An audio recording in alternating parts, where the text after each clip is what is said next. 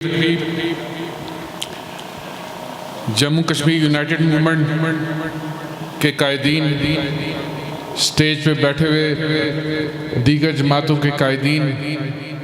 پنڈال میں بیٹھے ہوئے بزرگ و دوست، سب سے پہلے میرے بھائی نے مجھے قائد کشمیر بنانے کی کوشش کی۔ قائد کشمیر بننے کے لیے بہت ساری قربانیاں دینی پڑتی ہیں اور دینی پڑیں گی، اور میں ان کا بھی 1% بھی نہیں ہوں، تو برائے مہربانی مجھے اس لقب سے جو ہے نہ پکارا جائے۔ قائد کشمیر جو بنے ہوئے ہیں آپ کے سامنے، وہ بھی ڈھکے چھپے نہیں ہیں۔ تو عرض یہ ہے کہ میرے دوستوں نے مجھ سے پہلے بہت ساری بات کی،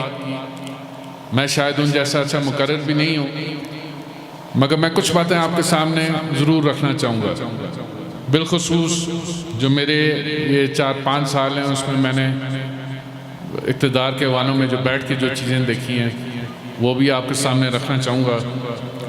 اور جو حالیہ جو اس وقت حالات ہیں ان کے اوپر بھی میں تھوڑی سی بات کرنا چاہوں گا۔ عرض یہ کہ ہمارے اسلاف نے 19 جولائی 1947 کو ہمارے لیے فیصلہ کر لیا تھا، اپنی قیادت میں اپنا گھر دے کے علاقے قرارداد پاکستان پاس کر کے ہماری اگلی راہ جو ہے اس کا تعین کر لیا تھا، اور ہم آج یہ بات کرتے ہیں کہ پاکستان بننے سے پہلے ہم پاکستانی بن چکے تھے، اور پاکستان کے جو حالات ہیں وہ بھی ہم سمجھتے ہیں کہ پاکستانی ہونے کے ناطے اس پہ بھی ہماری نظر ہونی چاہیے۔ اب آگے بڑھتے ہوئے یہ جو 1947 سے لے کے اگلا جو وقت تھا، اس میں سردار ابراہیم جیسے لوگ جن کی قیادت میں یہ فیصلہ ہوا، اور جنہوں نے یہ جدوجہد کر کے اس خطے کو پاکستان کے ساتھ نظریاتی طور پہ جوڑا، ان کے ساتھ بھی زیادتیاں ہوتی رہیں، پاکستان کی طرف سے بھی زیادتیاں ہوتی رہیں، مگر انہوں نے اپنے نظریات سے کبھی منہ نہیں پھیرا۔ جو فیصلہ انہوں نے کیا آخری دم تک اس فیصلے کے ساتھ قائم رہے۔ اب مسئلہ یہ ہے کہ سیاسی جماعتوں میں بھی ہر قسم کی قیادتیں آتی ہیں، اقتدار میں بھی ہر قسم کے لوگ آتے ہیں، عسکری قیادت بھی ہر قسم کی آتی ہے، اور ہر بندہ جو ہے اپنا فارمولہ لے کے آتا ہے، اور یہ 1947 سے ہر نیا جو بندہ آیا اس نے اپنا ایک فارمولہ جو ہے کشمیریوں کو پہ لگانے کی کوشش کی ہے، مگر وہ کسی صورت اسے نقصان ضرور دیا تحریک کو، مگر کامیاب نہیں ہو سکا۔ آج بھی جو یہ 5 اگست 2019 والا معاملہ ہے، اس میں ہمیں بالکل شک ہے کہ ادھر سے بھی جو قیادت تھی وہ اس میں ملوث تھی اس سارے معاملے کے اندر، اور وہ جو معاملات آگے بڑھے، جن میں ایک یہ 15ویں ترمیم والا معاملہ بھی سامنے آیا، جس میں ایک مسودہ میرے ہاتھ میں مجھے اسمبلی سے ملا، جس میں ایسی ترمیمیں تھیں جس سے واضح ہو رہی تھی کہ چیزیں جو ہیں وہ ریورس کرنے کی کوشش کی جا رہی ہے۔ تو ہم نے تب بھی جو ہماری روایت ہے، ہم نے تاریخ و تحریک کے جب وارث کہلاتے ہیں تو اس کے لیے قربانی بھی دینی پڑتی ہے۔ ہم نے وہ کاغذ اٹھایا اور ہم وہ لوگوں کے درمیان لے کے آئے۔ ایک عوامی تحریک اس سے پہلے چل رہی تھی، جب آ کے ہم نے اس میں بات بتائی ان کو کہ جی آپ نے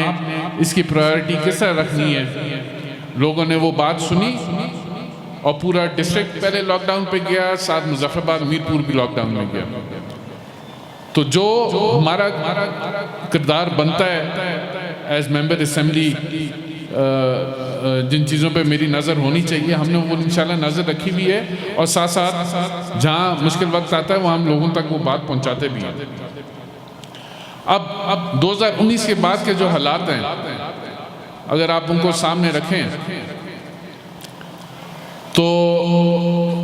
ایک تو پاکستان بذات خود ایک مشکل گھڑی میں چلا گیا، معاشی معاملات ہیں، مگر یہ بھی میں آپ سے یہ بات ایک واضح طور پہ کہنا چاہتا ہوں کہ اس دور میں جو جنگیں لڑی جاتی ہیں وہ ضروری نہیں ہے کہ جی آپ بندوق یا فوجی وہاں پہ بھیجیں یا جہاز وہاں پہ بھیجیں تو جنگ لڑی جائے گی. اب معاشرتیں ان کو تباہ کیا جاتا ہے, آپ کی اکانومی کو تباہ کیا جاتا ہے تاکہ آپ اپنے گھٹنوں کے پیروں پہ آ جائیں اور آپ سے جو ہے آپ کے نظام جو ہے وہ سنبھالا نہ جائے. پاکستان ایک نیوکلیئر طاقت ہے,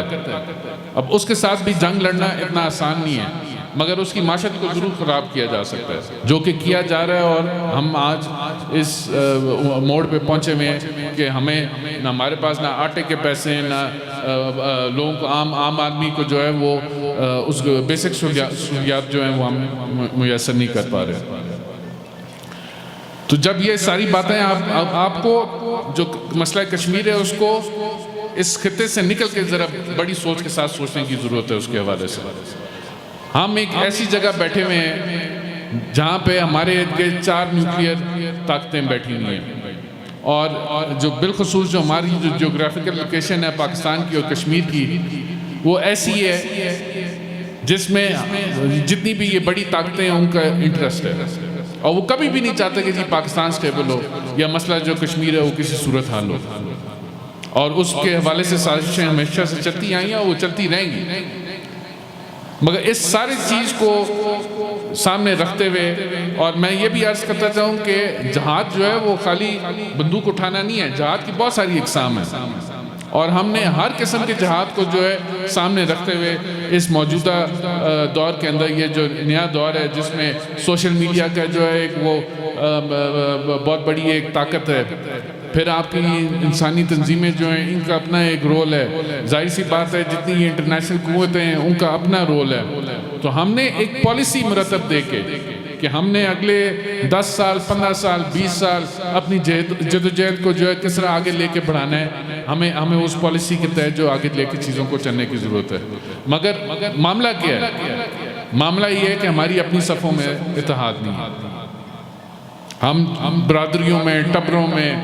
بٹے ہوئے ہیں, اور جب فیصلے کرنے کی وقت آتا ہے تو ہم ایسے فیصلے کرتے ہیں جو آگے جا کے ہمارے لیے پریشانی کا باعث بنتے ہیں. آپ دیکھیں نا,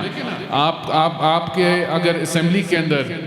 ایسے لوگ موجود ہوں جو آپ کی تاریخ کو بھی سمجھتے ہوں, آپ کی تحریک کو بھی سمجھتے ہوں, تو آپ کو یہ مشکلات پیش آئے, مگر وہ فیصلہ کرتے ہوئے ہم چھوٹے مقاصد کو سامنے رکھتے ہوئے, برادری کو سامنے رکھتے ہوئے, ٹبر کو سامنے رکھتے ہوئے ہم فیصلے کرتے ہیں, اور ان کے پھر یہ نتیجے نکلتے ہیں. اور معذرت کے ساتھ اس وقت ہم جو بیس کیمپ کی حکومت جو اپنی اس حکومت کو کہتے ہیں وہ ریس کیمپ کی حکومت بن چکی ہے. آپ کے سامنے جو یہ پیچھے فیصلہ ہوا جس میں 48 ووٹ جو ہے ایک سائڈ پہ گئے, وہ کیوں گئے؟ کیونکہ ہر بندہ اس دوڑ سے جو ہے وہ باہر نہیں ہونا چاہتا تھا کہ جی اس کو بھی کوئی وزارت ملے, اس کو بھی کوئی عہدہ ملے. کسی کی کوئی جماعت نہیں ہے جو اس وقت اندر لوگ بیٹھے ہوئے, نہ کوئی نظریہ, سیدھی سی بات. اپنا جو مفاد وہ سب سے جو ہے وہ عزیز ہے. تو ان سارے حالات کو دیکھتے ہوئے ہم نے اپنے فیصلے بھی درست کرنے ہیں, اور ہم نے آگے چلتے ہوئے یہ جو میرے دیکھیں نا تھوڑی سی چیزیں جو ہے وہ ان کو ٹویسٹ بھی کیا جاتا ہے. اب یہ کہا جاتا ہے کہ جی بجلی جو ہے ہمیں پاکستان جو ہے وہ 40 روپے بیچتا ہے. پاکستان کی طرف سے جو وہ نوٹیفیکیشن ہوتا ہے وہ ہم آٹومیٹکلی یہاں پہ اس کو اپلائی کر دیتے ہیں, مگر بجلی آپ کو ابھی بھی 2.5-3 روپے مل رہی ہے. ریاست حکومت آزاد کشمیر جو ہے وہ آپ کو اپنا جو ہے وہ سرچارج لگا کے آگے دیتی ہے. تو یہ چھوٹی چھوٹی کنفیوژنز ہیں جو ہمیں اور جو ہے وہ خراب کرتی ہیں, مگر اس کا بالکل یہ مقصد نہیں ہے کہ ہم بجلی مہنگی خریدنی شروع کر دیں. یہ جو ابھی حالیہ نوٹیفیکیشن ہوا تھا جس کی وجہ سے پچھلے بل جو ہیں آپ کے بہت بڑھ چڑھ کے آئے ہیں, وہ جہاں تک میری اطلاع ہے جو میں نے اپنی آنکھوں سے چیزیں دیکھی ہیں اس میں انہوں نے وہ ریورس کر دیا, اور اگلے بلوں میں وہ آپ کو ایڈجسٹ ہو کے امید ہے کہ وہ آئے گا. جو میں اپنی آنکھوں سے دیکھا حال ہے وہ میں آپ کے سامنے رکھ رہا ہوں. تو باقی یہ جو معاملات ہیں آٹے کے, اس میں کوئی شک نہیں ہے کہ آٹا مہنگا ہے اور یہ بنیادی ضرورت ہے, اور اس کے لیے کیونکہ میں اسمبلی کا ممبر ہوں تو اسمبلی کے ممبر ہونے کے ناطے جو میرے پاس فورم ہے اس پہ ہم ہر جگہ اپنی آواز اٹھاتے ہیں اور اپنی بات کرتے ہیں. تو ان ساری چیزوں کو کہنے کا میرا مقصد یہ ہے کہ ہم ان چیزوں میں جو ہے وہ پھنس چکے ہیں، اور جو ہمارا بنیادی مقصد جو ہے، جو تحریک آزادی کشمیر ہے، ہم اس سے بہت اس وقت دور ہیں۔ ہمیں ساری چیزوں کو سامنے رکھتے ہوئے اپنی ایک پالیسی جو ہے وہ لانگ ٹرم پالیسی اس کو مرتب کرتے ہوئے ہمیں یہ جو جتنی مشکلات ہیں ان کا سامنا کس طرح کرنا ہے، اور ہم نے اگلے 20 سال جو ہے یا 15 سال جو ہے ہم نے آگے کس طرح بڑھنا ہے، اس کے لیے ہمیں اکٹھا ہونا پڑے گا، جڑنا پڑے گا۔ اور وہ ایک ہی چیز ہے جس حوالے سے میں سمجھتا ہوں کہ ہم اکٹھے سارے جو مختلف نظریات کے لوگ ہیں اس پہ بڑھ سکتے ہیں، وہ حق خود ارادیت۔ خالد صاحب نے اسی پنڈال میں جلسے سے آخری دفعہ 2016 میں خطاب کرتے ہوئے اس بات کو دہرایا تھا کہ ایک تو ان کا جو اس وقت جو الیکشنز آ رہے تھے اس میں آئی ڈی کارڈ پہ جو ہے وہ ایڈریس چینج کرنے کی بات کی جا رہی تھی، جس پہ خالد ابراہیم خان صاحب نے بالکل دو ٹوک جو ہے وہ انکار کر دیا کہ جی میں اپنا پاکستان کا ایڈریس جو ہے کسی صورت جو ہے وہ تبدیل نہیں کرتا، چاہے مجھے اس کے لیے 100 الیکشنز جو ہے اپنے قربان کرنے پڑیں۔ اور ہوا یہ ہے کہ خالد صاحب نے اسی ایڈریس کے اوپر اپنا الیکشن لڑا، ان کے یہ نظریات تھے پاکستان کے حوالے سے۔ اور دو ٹوک انہوں نے اسی پنڈال میں جو ہے ایک محل سے ثابت شہید اسٹیڈیم کا سب سے بڑا جلسہ تھا وہ، اس میں انہوں نے اس بات کا عہد کیا تھا کہ جب تک حق خود ارادیت کے ذریعے ہم پاکستان کے حق میں فیصلہ نہیں کر دیتے ہم اس جدوجہد کو جاری رکھیں گے۔ آج اسی عہد کو میں اس سٹیج سے کھڑے ہو کے دہراتا ہوں، مگر یہ اس کا بالکل یہ مطلب نہیں ہے کہ جو پاکستان کے حکمران یا ایسی کوئی عسکری قیادت وہ کشمیریوں کو جو ہے وہ اس میں سے نکال کے کشمیریوں کے حوالے سے کوئی فیصلہ کریں گے تو وہ ہم اس کو قبول کر لیں گے، بالکل نہیں، قطعاً نہیں۔ ہم اپنی جدوجہد جاری رکھیں گے۔ جموں کشمیر پیپلز پارٹی ایک سیاسی جماعت ہے، اور سیاسی جماعت ہونے کے ناطے جو سیاسی فورمز ہیں ان کے اوپر ہم انشاءاللہ اپنی جدوجہد جاری رکھیں گے، اور اس کا عملی ثبوت بھی ہم نے یہ پچھلے 4-5 سالوں کے اندر ہماری قیادت کی ریلت کے جانے کے باوجود، ریلت ہونے کے باوجود ہم نے اس کا عملی ثبوت دیا ہے کہ ہم آج بھی ان نظریات کے اوپر جو ہے وہ قائم و دائم ہیں، اور آگے بھی اسی بات کا عہد کرتے ہیں کہ کوئی ایسا اقدام جو ہمارے نظریات یا ہمارے اس کاز کو نقصان پہنچانے کی کوشش کرے گا یا اس کی کوئی صورت ہوگی، ہم سیسا پلائی دیوار کی طرح اس کے سامنے انشاءاللہ کھڑے ہوں گے۔ تو ہم ساروں نے اپنا اپنا حصہ اس کے اندر ڈالنا ہے اور اس جدوجہد کو جاری رکھنا ہے، اور جو مشکل حالات ہیں ان میں ہم سب کو بیٹھ کے ایک اس کے حوالے سے پالیسی بھی مرتب کرنے کی ضرورت ہے، اور اس کا جائزہ لینے کی بھی ضرورت ہے کہ ہم نے آگے کس طرح بڑھنا ہے۔ میں اسی پہ تمام دوستوں سے بالخصوص جموں کشمیر یونائٹڈ موومنٹ کے دوستوں کا شکر گزار ہوں کہ انہوں نے مجھے یہ آج موقع دیا، اور ضرورت اس عمل کی ہے کہ آگے بڑھتے ہوئے ہم سارے جو ہے ایک اتفاق کے ساتھ جو ہے چیزوں کو آگے لے کے بڑھیں۔